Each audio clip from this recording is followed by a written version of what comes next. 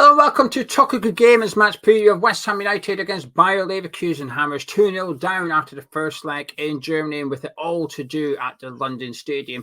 Now, before we kick off this preview, we're going to start with a few random statistics. Well, they're not random, they're hand-selected. Approximately 1 in 10 of you will drop a like on this video, so let's increase that number, please, by clicking the thumbs up. But 1/3 of you haven't yet subscribed to Hammers Chat, so please subscribe to Hammers Chat while you're here. Both things take a few seconds, they're completely free. But more importantly, 1 in 250 men now suffer at some point from testicular cancer during their lifetime. So, gentlemen, this week, please take 2 minutes out of your time, whether it's when you're showering, you're bathing, you're getting ready for bed, you're getting ready in the morning, just check yourself.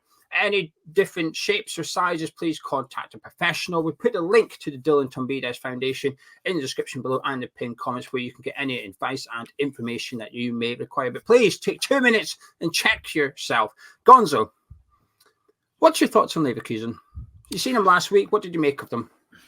They're a bit of a juggernaut, really. I think it has to be said they're an incredibly impressive team, an incredibly impressive club, and despite the fact that they were they battered us really and battered us into submission, it has to be said. I think they're quite a likable club. I like the way they've done stuff. I didn't, if I'm honest, I didn't particularly enjoy our encounters with Frankfurt a couple of seasons ago. I didn't like the way that their club had behaved. I thought they were, we were in the position of obviously every week, sometimes twice a week, we have an interaction with an opposition fan base, and let's just say I enjoyed that less than most. I find these completely different in the interactions of fans. I think I like the way their club posts on social media. I like the structure of the club. There's a humility about them. I like the David and Goliath story that they have over Bayern Munich as well. I think it gives other clubs. Unfortunately, we're on the receiving end of this at the moment, but I think it gives other clubs hope that you can possibly topple a big team without having as much money as them to spend as well, because just compared to the spending power of Bayern Munich, there's is so much less. Their manager's likable. I mean, it's almost like sickeningly, they've almost done everything right. I'm just impressed with everything, and that's without even going into detail on their players. Yeah, I like to see this kind of methods and detail and infrastructure rewarded in football. In England, we've got Brentford, and it's nice to see Leverkusen now reaping the rewards for things they did years ago, coming up with a plan, sticking to the plan, believing in the plan, and haven't gone away from it whatsoever, even though at times it's been disappointing, at times it's perhaps been not as rewarding as what they anticipated. They've stuck to it and they believed in it, and eventually they've got what they wanted, which is the first Bundesliga title after a thumping Werder Bremen 5-0 at the weekend. I mean, I had it on, but I was watching the Arsenal game and the Leverkusen game at the same time, and the atmosphere was incredible. They were playing with, it was like a peacock showing his feathers. They were just playing with confidence, and it was a bit worrying to watch. And I think had we come away 0-0 in Leverkusen, I've been watching and going, oh no, this I cannot witness this, because it's 2-0 down. It sort of removes the emotion a little bit, and then to see the fans celebrating, Alonso celebrating. I've seen a lot of stuff on the Leverkusen social media side of things over the last few days, and it's if we weren't playing them, I'd probably enjoy it a bit more. But because we are due to play them, and they're possibly and probably going to knock us out of European football, there is an element of about it. But I find them quite humble, really humble, actually. Those involved, the players, the manager, up to the CEO of the club, the way they speak, it's not. There's no bragging. And they'd be quite within their rights to say, "Well, we planned this. So if you have a look, this is what we've been here for." And it's almost like they're already looking ahead to the summer. They're already looking ahead to next season. They're already planning for life without Xabi Alono at some point, because they think this guy's going to go at some point. So it's just, I don't know, very admirable. I've got a lot of praise and admiration for what they have done at Leverkusen thus far, and I'm intrigued to see what they can do going forward. Obviously, Gonzo won the Bundesliga. The CEO has basically said Alonso will be the manager of Real Madrid someday. So it's just a case of when he's the Real Madrid manager. He's also spoke about having to sell a big player this summer in order to fund this signings. Long term, do you think Leverkusen are now there to stay at the top of the Bundesliga and possibly challenge for the Champions League next season? I do, because the infrastructure's there, and all I can hope is that West Ham. I mean, there are people at West Ham now who are marvelling at what they're doing, at what Leverkusen are doing, and actually saying, well, technically these are from words from the club, our club, technically, like we're playing a Champions League standard team, which we are. I just hope they're looking and thinking, how have they done that? That's what we've got to do. Because the infrastructure is so sound, they are there to stay for the foreseeable. Look, football's cyclical. That there'll be a time, and maybe other German clubs are looking at it, thinking, how do we get a bit of that? Everyone should be really looking to do that, apart from the very top clubs who. I don't blame the Real Madrid for having their model of signing Jude Bellingham and next season now signing Mbappe. That's how they do things. That's how they've got to do it. But how are these other clubs going to compete with it? Well, by doing it this way. And just the thing that Alonso has agreed to stick with the club. It's not even like he's staying for another season. I mean, even that, that in itself would be a crass comment. It's no, I'm not going anywhere. I'm remaining here. So it's not like putting a time frame on it. They will go, but even that in itself it shows that the attitude of the manager, excuse me, is sort of consistent with the attitude of the club. You think, well, not only have they got a good manager, they've got a good person there. Actually, if he's doing that and he's showing the loyalty, I think it's really good. I actually think it's a massive shame that they have to sell a player. And I actually feel sorry for them. I do. If that's the case, then the finances are worse than they should be. Not for them, because I think they've managed them really well, but it should be enough with how they've been able to highlight players for not much money and buy them. It should be enough that them winning the Bundesliga and then winning the Europa League or whatever, securing Champions League football for next season should, you would think, give them 40-50 million pound, which they're good at spending 18 million pound here or there. It's a shame that that's not the case for them. It's a shame they feel they have to go and sell a big player, because I do actually think that if they could just invest and get a couple more players as well, I think they could give the big teams in the Champions League a bloody nose. They might be able to do it even with this squad now. Even just not selling people might be enough. But you want to freshen things up. Just that, look, what can I say? I think they're there to stay. And it's interesting. I think, it's amazing. For all these years, Dortmund have been the number 2 club. Can Dortmund take, they came close last season, can Dortmund take Munich? Can Dortmund take Munich? Dortmund now looking at themselves and thinking, hold on a second, we were number 2, now we're not even number 2, now they're number 1. Bayern Munich are number 2. What's happening here? Not that there's anything wrong with how Dortmund do their business, but the whole thing's impressive. Yeah, I mean, it wasn't that long ago they were going to Leverkusen and saying, we'll have Brandt for 25 million, please. We'll have your best player, thank you, because we're the second best team in Germany. And to be fair, their players just run their contracts down and then go to Bayern Munich on a free, really. Yeah. But I think with Leverkusen selling the players, that's their business model. That is their business model. And I think it should be... I wish West Ham were more like this, where, and I think we were to some extent with the Declan Rice one, which is what you want our big player. Fine, you can have him, but we're going to get better off the back of it. And it's something that I think under this board we've been rubbish at pre Declan Rice, where one of our big players is a club's interested, we just go into panic mode, meltdown, and we ended up losing Dimitri Payet, who was like a world class player. We lost him anyway, and instead of selling him, and by the way, I didn't want to sell him, but instead of selling him for 50, 70, 80 million, we ended up getting 20 million or something for him. Markovic was the same. He was fantastic. We ended up having to almost sell him at half price because of the contract situation, how it blew up. And I think what Leverkusen are saying, which is we've got to sell one big player, I think in a weird way, I think it's good business. You're business into the world of football. What you admire what we're doing? Well, one of these guys are for sale. Come on then, let's see. Bring your checkbook and who do you want? But we're only selling one. We're only selling one player. We're not selling 2. Forget it. As soon as the one big player goes, that's it. Shop shut. We're now reinvesting our money. And I think it's sticking to your business model, sticking to your beliefs. It's worked this season. And they're probably very confident. They've probably already identified 2 or 3 players that they want in the summer, and they know exactly how much they're going to cost. So they know exactly how much they need to raise. And they probably know exactly which one of their big players they want to sell. When he says that, he doesn't name names. Is he talking about centre-back or strikers? He's talking about Wirtz.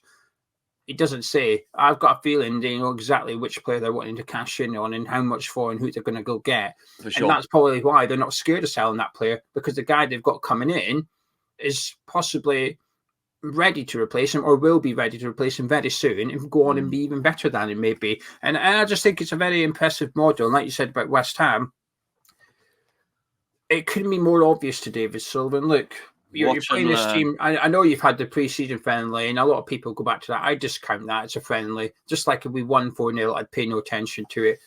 But you've got Tim Steinem for a reason now. Yeah. You're now just seeing the Leverkusen thing in front of your face. It's almost like someone's grabbed him by the scruff of the neck and dragged him over and pointed at him and said, there you go, look, this is what you do. It's almost like you...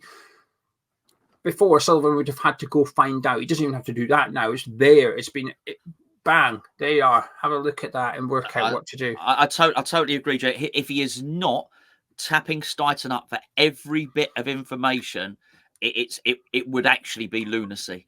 Total and utter lunacy. It'd be a case of, Tim, tell me what they've done. You saw the infrastructure. How did they get the manager? How did they put this stuff in place? Tell me not just about the player recruitment. What's the structure of the club? Tell me everything you can about it, please. We're going to sit down and we'll get as close.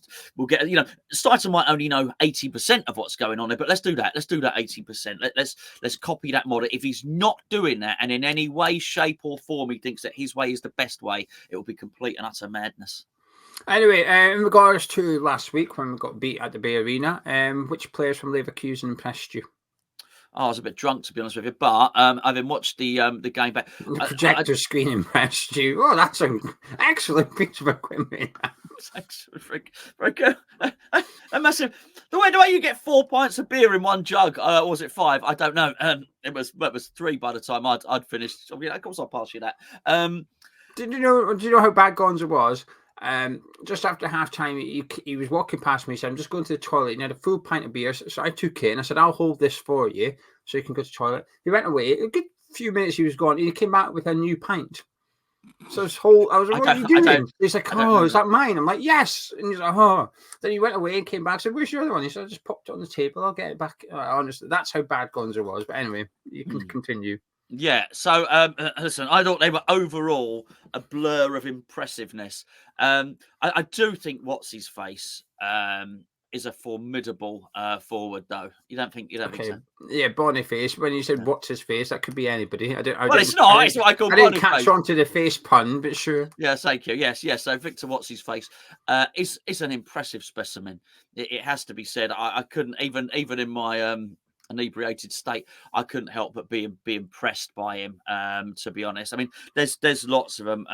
Florian Wirtz, however you say it, is an incredible player as well. But I can't get past one of the few times I was slightly coherent. I glanced up at the screen and I saw maybe a confirmation bias was Ezekiel Palacios playing this beautiful reverse pass.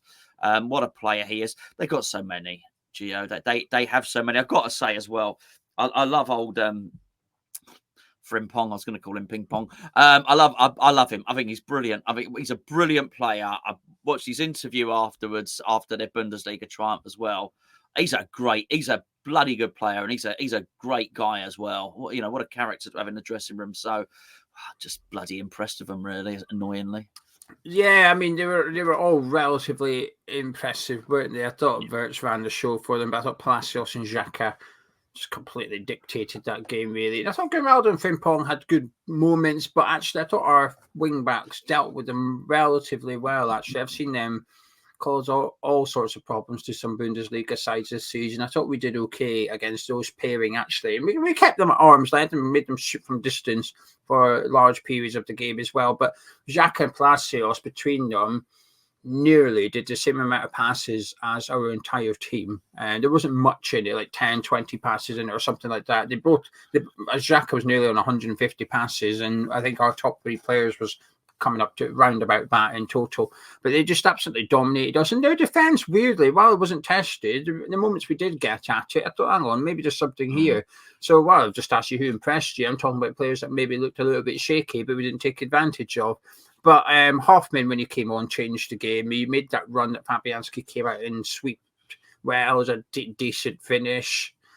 involved, cross from for Boniface's goal as well. So Hoffman came on, played 10 minutes, scored a goal and set up a goal. So he's somebody that I think will be chest puffed out and wanting to impress on Thursday night should he get a start, which I imagine he would.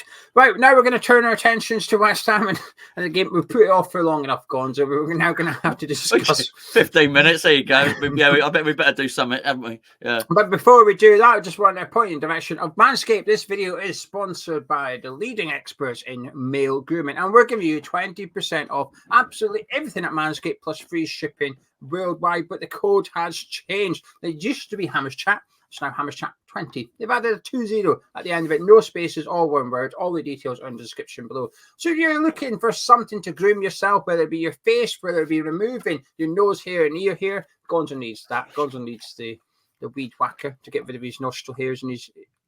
There you go. The lawnmower. It is prime. There you go. The Lawnmower 5 has just come out in the UK a few months ago and is absolutely excellent with his interchangeable head, so you can take care of your facial hair and your pubes as well. But remember, most importantly, when you are trimming your pubes next time using a lawnmower, gentlemen, check yourself. Take 2 minutes and just have a little fondle and make sure that everything is hunky-dory in your ball sack. And if not, get advice to Dylan Tombides. Link is in the description below. Now, Gonzo, once you've finished fidgeting, would you like to know some team news?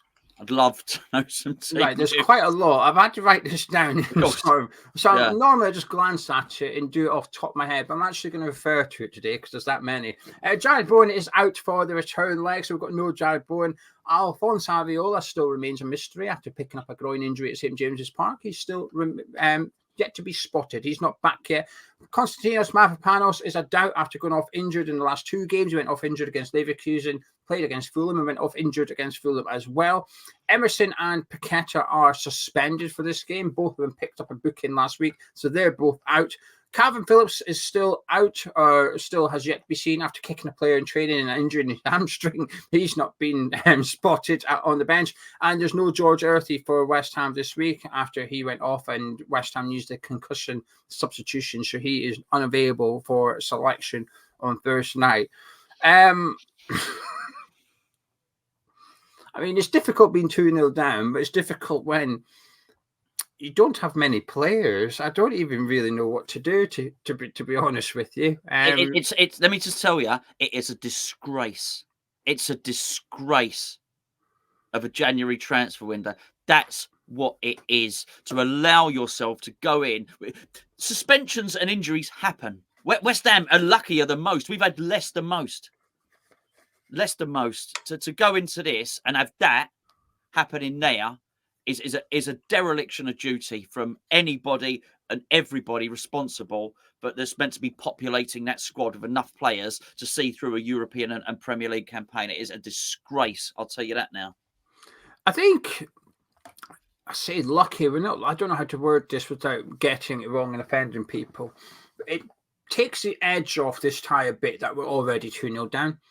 Yeah. I think I'd be angrier if we drew 0-0, we'd done the business in Germany, we took it back, and I'm looking at the squad available. I think I'd be fuming. So hang on a minute, we've got a real chance of semi-final of Europa League, and we've got very little players here. At least one player that David Moyes doesn't like utilising is going to have to play on Thursday, possibly 2, maybe even 3, depending on the formation you want to go with.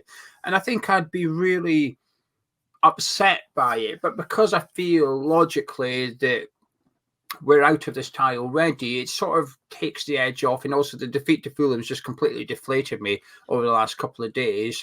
And I'm finding it hard to get psyched up for this game. Maybe on Thursday morning, I'll get a little bit of that. But right now, it's difficult to think. There's no Braveheart speech here thinking, yeah, we're going to do this. Let's do it. But anyway, let's do the team that we would like to see with the players that are available, which... there's not too many. Your keeper, I assume, is Lucas Fabianski. Joseph Fernandez. Funnily enough. No choice. Even the squad with more goalkeepers than any other. We find ourselves with the one goalkeeper to select, really. I'll tell you, I was going to go back 4 because I can't really see another way to go for this one, really, bearing in mind everything that's happened. I mean, the Emerson loss is a big one. I could create a team and get around Paqueta as long as Emerson's there, because what I would have done would pushed him up to left wing. And that would have got a bit more creativity in there. But that's a sucker punch. That also pretty much kills any ambition of us playing 3 at the back, I feel, as well, because we don't have a left wing back. I know Cornet has played there before in his career, but forget it. It ain't going to happen. So I'll go with Soufal at right back. I thought played well before he was withdrawn at the weekend. I'll go with Zuma as right centre back, a good left centre back, and we're going to need a fast left centre back because Aaron Cresswell will play at left back. If Mavropanos is available, would you play him? No. When he's had a dodgy one, it takes him a little while, it takes him a game or two to get his confidence back. I think he's a really good player, I really do. But when he makes a mistake in a game, just a little thing. I've got very little evidence here. I've got 1 season's worth of evidence. So I'm not looking at someone's career, but for the limited time we've had him at the club, if he makes a mistake in a game, he tends to lose his confidence for that game and he doesn't recover it. And then when he's bounced back, I've thought, oh, hold on. I feel like he's easing his way back into it. So I'd leave him out. I'm not smiling because of what you're saying. I'm smiling because I realised who you're playing further up the pitch because of the. I assume I've realised who you're playing further up the pitch, and this could be interesting. But my back four, I agree with Fabianski. Even if Aviola's fit, I'd still play Fabianski. Not just because he's a European goalkeeper, but he's been in fantastic form recently. Another good performance against, even though we got beat. Yeah, there's a couple of real top saves in there from him. He's had a few good games in a row now, Fabianski. Back four would be Soufal right back. I would stick with Mavropanos and Zuma. I thought Gerrard was okay against Fulham, but I just don't trust him. I just don't trust him enough. And then Ben Johnson at left back. And listen, I'm a fan of Cresswell, but left centre back, and I wanted to see him left centre back, and I thought he was fine. He was fine last week. But it's a significantly different challenge playing left back with Frimpong running at you, and if it's not him, it'll be Taylor, and either one's not good. Moving into midfield, whom would you like to see, and also what formation? I guess is. Yeah, well, I'd like to see not many of them, to be perfectly honest with you, but it's who have I got to see? So I've got to see Alvarez next to Thomas Souček in central midfield as a two sat there. I've got to say, I feel like I'm wasting everyone's time here by even talking about it because I've got such a downer on this at the moment. I really do. I don't feel that what the selection, when I say wasting everyone's time, I don't feel that is a selection that wins this game. But what choice have I got? What, put James Ward-Prowse in there? Defensively atrocious. Absolutely defensively atrocious at the weekend. And that was Fulham. Did not notice players running off him and stuff like that. You ain't getting away with that. I'll tell you now. So it's actually going to need Souček's blocks and headers and Moyes rested him for a reason. And it was for this game. So that would be my midfield two holding midfielders if you want. I agree. Edson Alvarez and Thomas Souček for me as well. I thought Souček was okay in Germany. I thought Ward-Prowse was okay as well, but I thought Souček was a better okay version than Ward-Prowse sitting in front of that defence. Right, further up, you've got 4 players left. Is one of them Ben Johnson, by the way? It's not. Okay, I assumed there was, since there was an absence of Ben Johnson's name in your defence. No. No. Well, so I've got Kudus as the number 10. Okay. Antonio has to play as a centre forward because I thought he's dual with Tar. I thought he was the better player, actually. Yeah. I thought Antonio was the better player. So we have to give him a chance to do it. Cornet has to play. There's just no other option there. There's no other winger there. I'm not playing James Ward-Prowse on left wing, obviously. Look, we have to score against the team. I'm not going to play James Ward-Prowse in attacking midfield either. I think that from central positions, actually, he sort of took him on the wing, was his best part of the game, Antonio. But I think they struggle with his pace and power. Well, the other guy we've got with pace and power there is obviously Kudus, and he can shoot as well. So we've got the. I'd like to put him in a position of where he's most likely to harm the opposition. Cornet play on the left, and if we're going to have any chance, it would have to be Bowen on the right. It's the only hope we got. Well, then we are screwed. We are well and truly screwed. There is nobody else. Yes, you can put a right back there if you want. Kadura's on loan, and you're looking at the thing. Earthy was the main one. Obviously, sadly he got that blow to the head, and thankfully he's well now. It seems he's got to put out a statement, which is really good. Ben Rama would have played in this game. Fornals would have played in this game. You cannot play Danny Ings. You just cannot. There's no. You can if you didn't watch him against Fulham. If anyone that watched him against Fulham would I'm sure concede that he cannot be played in this game. Maybe, just maybe, if you wanted to, you could put Antonio wide and put Mubama up top, but then you're going to lose that duel that you were getting with Antonio against Tar. I don't think Jonathan Tar is going to be overly bothered about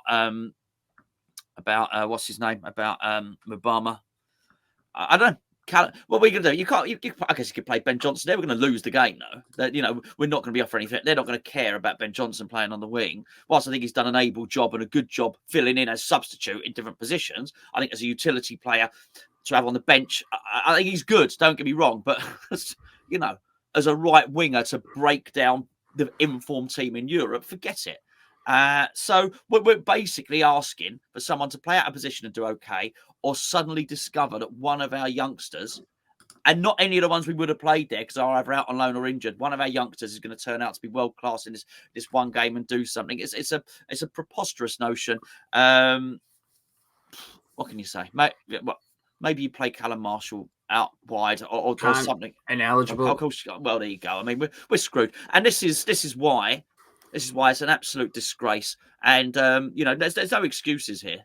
There's no excuses at all. This is not about winning and losing a football match. This is about being so ill-prepared that you can't put out a bloody squad. And that is disgusting. And there you go. And so choose what you will. Choose what you will. Whatever. Then we stick Antonio wide and Mubama up front, but it's killed us. Killed us. The only youngster that's available, obviously Lewis Orford's a centre midfielder, he's available. The only other youngster that is available is Sawyer. He's the only other. He played well. He actually scored. I think he scored against Norwich, but he's the only youngster that's eligible. So he'll probably be on the bench because we've got no other players. He's a wide player, and he's all right. But come on. He's the only youngster that's qualified and is on West Ham's UEFA List B for attacking midfielders or midfielders, actually. Obviously, Earthy was registered as well. The defenders, I mean, you've the defenders that are registered to play for West Ham in European football because of their age is Casey, Regan Clayton, Carl Robinson. You've got Tarima, you've also got Levi Lang, you've got Ollie Scarles, Ryan Battram, and Michael Forbes. So there's quite a few attacking fullbacks. And there you go. Do you know what? I'd actually do that. Scarles a skillful player. I'd actually play Scarles. That's it. I'd play Scarles left wing. I would play Cornet on the right, Kudusin as number 10, and Antonio up top. Listen. At least that would give us an attacking threat. It would put he's a sensational crosser of the ball. He's exceptional at something. Basically, by picking Johnson and everyone else, you're taking. I mean, Johnson is not that. Johnson is exceptional at nothing. He's a good, steady. I've got nothing but praise for him. I like him. I think he should be retained as a squad player. He's not even exceptional at contract negotiations. No. Good joke. He's a jack of all trades in many respects. At least have someone who has is exceptional at one thing. And yes, I understand James Ward-Prowse is exceptional at taking corners. It's not enough to get him in the team for me, because I'll tell you what, if we don't attack, we're not getting any bloody corners anyway. What can I say? I probably sound this. I think this is probably the most downbeat I've probably been ahead of a game of football. I don't know because I can't remember. We've done thousands of videos now, Geo, but I can't. Especially I can't such a significant occasion as well. It's the second leg of a quarterfinal of European football. I've gone for Kudus on the right, Kone on the left, Antonio Mubama up front. We need to win by 2 goals. There's no point being conservative. There's no point coming out and going, let's take it to the hour mark and try and win the game. A, we won't manage. No. And B, what's the point? You then only got half an hour to score 2 goals instead of 90 minutes. There's no point keeping this tight and trying to nick something. We need to win 2-0 or 3-1. It's as simple as that. We need goals, and I think we're just going to have to take risks from the start. And listen, you may end up getting spanked 5-0, but I'll tell you what, you might as well have a go and lose 3-4-0, then keep it tight and draw 0-0. What's the point? It's the same thing happens. You're out. There's no consequences to getting beat by trying to win the game here. No, we have to. The aim has to be 1-0 up at halftime. That has to be the aim. The aim has to be to score the first goal, because that crowd will get up for it. It will already be up for it. But you can score the first goal in this game. It changes everything. The atmosphere changes, belief changes. The players will feed off that. It's crucial we score the first goal on Thursday night, because this game ain't ending 0-0. There's just, because we cannot defend at the minute. We can't attack either. But there's goals in this game. If we score the first one, it changes everything. Because right now it's difficult to see us doing anything on Thursday night. But we can get the first goal. It's hard not to have belief. You're now 1 goal away from taking it to extra time, and anything can happen. It's going to be hard. I feel like I already know what Moyes is going to do. When we're saying a youngster, I'm saying Mubama, you're saying Scarles, and we're both saying Kone. I don't think we'll see either. I think we'll see Ward-Prowse and Danny Ings. I'd imagine that's the 2 players we will see. I think we might even play wing backs, because you'll think, well, we kept it tight. The formation and the system worked in open play. We were done by 2 set pieces. So I wouldn't be surprised if we were to see the same team, but Ben Johnson coming in for Emerson, then Edson Alvarez coming in for Paqueta, and we move James Ward-Prowse further up the pitch or something like that. I wouldn't be surprised that's what we see. I must regret I've written this question down, so I'm going to stick with it. Do you have any hope? No. And I don't mean to whenever we predict a loss, people say just get behind the team and support it. I intend to. I'm going up. I'm taking a train up. I've spent a lot of money on the train tickets. Take my old man, take my son. I'll go there. I'll sing Bubbles. I'll cheer. I'll shout, "Come on, you Irons!" All right. I will be supporting the team. Don't worry about that. But I don't believe, and worse than that, I don't believe that David Moyes believes, because I think he's lost his mojo in the last little while. I actually think we're witnessing a man on the way out at the moment, and I'm sorry for that, and I'm sorry for us, and I'm sorry for him, because you don't want to go out on a whimper. You want to go out on a high, and he's basically turned up for work without his toolbox. And that's what he's done here. He's not given himself enough tools to do the job. And that's why you will see the kind of team. And that's why he's probably scrambling around thinking, I might need to get Ogbonna. Ogbonna might need to get some minutes here. And whatever he might be doing, be it Ogbonna or Cresswell, or players that he just ordinarily wouldn't play. He doesn't fancy Danny Ings. We can see that. It's not a subjective suspicion. It's clear. It can be backed up. He does not use Danny Ings unless he absolutely has to. So now he's going to be forced to use players he doesn't really rate. And I just think it's really, excuse me, I think it's really, really tough. Really tough. I just cannot see any way. It's a change around of mood required here as well. And like everybody else, I was enjoying Xabi Alono drinking a stein of beer and having booze poured all over his head. But he's a sensible man.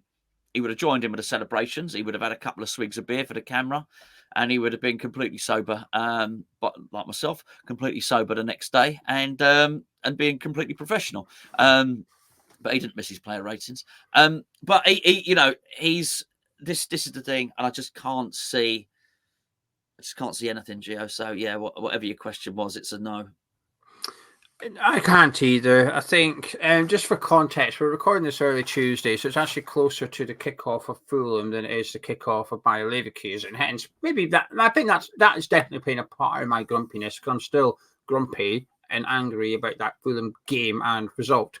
And our best hope is that Leverkusen players are still on the piss, because then we might see 2 drunk teams playing football on Thursday night rather than just our one. But the problem is, if I believe Leverkusen were going to turn up on Thursday and park the bus, then I might think, hello, I don't believe that for a second. They're going to come out and try and win that game. They're going to try and come out and win that tie and have that done by half time. They're going to come out and try and score the first goal, because they'll also be, while I'm saying, oh, we get the first goal, anything can happen. They'll also be thinking, if West Ham get the first goal, anything can happen. We Leverkusen, we get the first goal, shut that place up, and we stroll through the remainder of the tie in the game. No problem at all. We'll just stroll through it, pass the ball about, wear West Ham down like we did in Germany. We just wore them down, brought in our two better players, and they won the game for us. There'll be a similar mood on Thursday. The difference is we have to attack them. And that could play into Bayer Leverkusen's hands, which is brilliant. We've now got space for our fast players to run into, which we didn't have in Germany. We've now got pockets for our attacking midfielders, our number 10s to drop into and pick the ball up, which we didn't have in Germany. So it's difficult to have much hope. Like, it all relies on us getting the first goal of the game. But in order to believe that, I've got to believe that a patched up West Ham side, missing Jarrod Bowen and Lucas Paqueta, can take the lead against the undefeated team of European football, which is just an incredible stretch. The only thing that gives me a little bit of hope is it would be the most West Ham thing ever to win 1-0. So we actually beat them. We're the only team to beat them this season, but we still go out. That would be like the most West Ham. There's something very West Ham about beating Leverkusen 1-0 on Thursday night. And I can almost see it happening to some extent, although that's my heart, not my head. So can I get any final words from yourself, Gonzo, with your all-important score prediction? And I've done a Gonzo prediction again because I just had a feeling before the video, and you've only confirmed my feelings. So I've got a sticky pad. It's here. It's on the reverse of this. That's a sticky pad. Yeah, a sticky pad. Like a post-it note. Yeah, okay, sorry. Yeah, the colour confused me. I've not seen I'm only used to. It's yellow. I'm just. It doesn't look yellow. It doesn't look yellow. I think I saw the top of a 0 when you bent that over there. Might be 10, or it might be the top of a 9. Yeah, 10. Nice. It's up to you to decide whether that's Leverkusen or West Ham. Geo, I hope. We all have hope. I turn up in hope. To be fair, I would say, even if we were going to lose, even if it was going to be 10-0, I would, even if I thought that was going to happen, I would, I'd still go. It's, it's character building for the boy. He's had it good recently. Here's someone to say it's child cruelty, mate. What can I say? It's I think I'm just more, as you probably would have told already in the video, I'm just disappointed that this season is being allowed to tail off into a whimper when it was predictable. It's not hindsight. We spoke about this at length during January. It's not.